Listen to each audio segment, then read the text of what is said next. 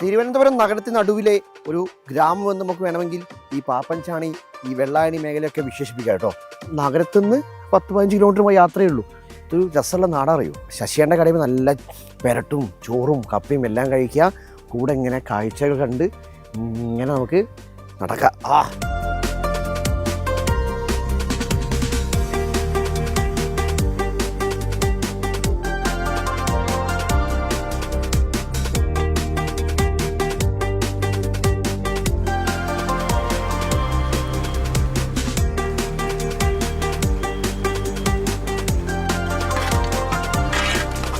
എൻ്റെ പേര് ശശി. ഞാനിപ്പം കച്ചവടം ചെയ്യുന്ന സ്ഥലം പാപ്പാഞ്ചാണി എന്ന് പറഞ്ഞ സ്ഥലത്താണ് കച്ചവടം ചെയ്യുന്നത്. 20 വർഷം കൊണ്ട് ഈ ചിക്കനാണ്. അതിന് മുമ്പേ 10-30 കൊല്ലം ബാക്കി ഉള്ള ഇറച്ചിയും കപ്പയും മാത്രമായിരുന്നു. പുഞ്ചക്കരി വയലിൻ്റെ അവിടെ ആയിരുന്നു. വയലിൻ്റെ അവിടെ നിന്ന് ഷെഡ് കെട്ടി ചെയ്തിട്ട് പിന്നെ ഇപ്പുറത്ത് ഒരു വീട് വെച്ച് അവിടെ തുടങ്ങി. അവിടെ നിന്ന് ഇവിടെ വന്നിട്ട് ഇപ്പം 5 വർഷമായതേ ഉള്ളൂ. മെയിൻ ചിക്കൻ പെരട്ട് മാത്രമാണ് ചെയ്തുകൊണ്ടിരുന്നത്. ഇപ്പോഴേ ഞങ്ങൾക്ക് കൂടെ കുറച്ച് ആൾക്കാർ വന്നു തുടങ്ങി, സീരിയലും സിനിമയുടെ. അപ്പോൾ അവർക്ക് എപ്പോഴും എല്ലാവർക്കും പോർക്ക് വേണം. അങ്ങനെയാണ് പോർക്ക് ഇട്ട് തുടങ്ങിയത്. പോർക്ക്, മട്ടൻ, താറാവ്, ഈ 4 ഐറ്റം ഇറച്ചി മാത്രമേ ഉള്ളൂ. പിന്നെ ഉച്ചയ്ക്ക് ഊണിൻ്റെ കൂടെ മീനുണ്ട്. മീന് കറിയൊന്നുമില്ല, പൊരിച്ച മീൻ മാത്രമേ ഉള്ളൂ. 7 സാധനം ചേർത്താണ് ഈ ചമ്മന്തി നമ്മൾ കൂട്ടുണ്ടാക്കുന്നത്. ഇതിനകത്ത് ജീരകം, പുളി, എണ്ണ, ഉള്ളി എല്ലാം ചേരും. ഇപ്പോൾ ഈ ചമ്മന്തി ഉണ്ടാക്കാൻ തുടങ്ങിയിട്ട് ഒരു 15 വർഷം വരും.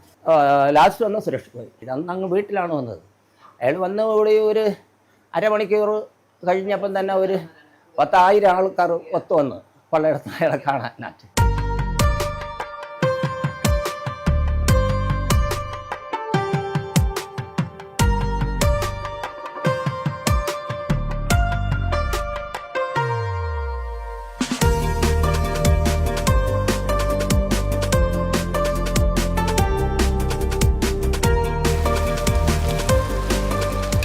ഇപ്പം നമ്മളെ കടയിൽ ഏറ്റവും കൂടുതൽ ആൾക്കാർ വരണത് സീരിയൽ നടിമാരും സീരിയൽ നടന്മാരുമാണ്. അതിൽ മെയിനായിട്ട് സാജൻ സൂര്യ, പിന്നെ അതിൻ്റെ സംവിധായകർ ജോസ് സാറൊക്കെ ഇഷ്ടം പോലെ പ്രാവശ്യം വരും. സീരിയലെല്ലാം മിക്ക സീരിയലും കാണും. അമ്മ അച്ഛനായിരുന്നു ആദ്യം തുടങ്ങിയത്. അമ്മ മരിച്ചതിന് ശേഷം ഞങ്ങൾ അങ്ങ് ഏറ്റെടുത്ത് ഞാനും അനിയത്തിയായിട്ട്. കുക്കിംഗ് മെയിനായിട്ട് നമ്മൾ 3 പേരും ഒരുപോലെ ചെയ്യും. തൊഴിലാളിയായിട്ട് ആരുമില്ല, എല്ലാം നമ്മളെ. രാവിലെ നമ്മൾ 7 മണിക്ക് തുടങ്ങിയിട്ട് എല്ലാ പണിയും ചെയ്ത് ഒതുക്കിയിട്ട് 10 മണിയാകുമ്പോൾ കൊടുത്തു തുടങ്ങും. മിക്കവാറും ഊണിനാണ് ഏറ്റവും കൂടുതൽ തിരക്ക്.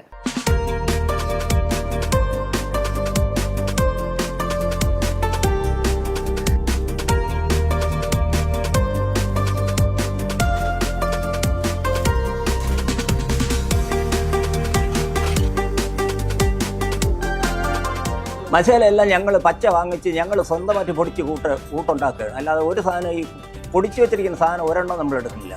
എല്ലാം മുളകായാലും മല്ലിയായാലും മഞ്ഞളായാലും മസാല ഐറ്റം ആയാലും എല്ലാം പച്ച വാങ്ങിച്ച് ഞങ്ങൾ വറുത്ത് പൊടിച്ചെടുക്കുകയാണ്.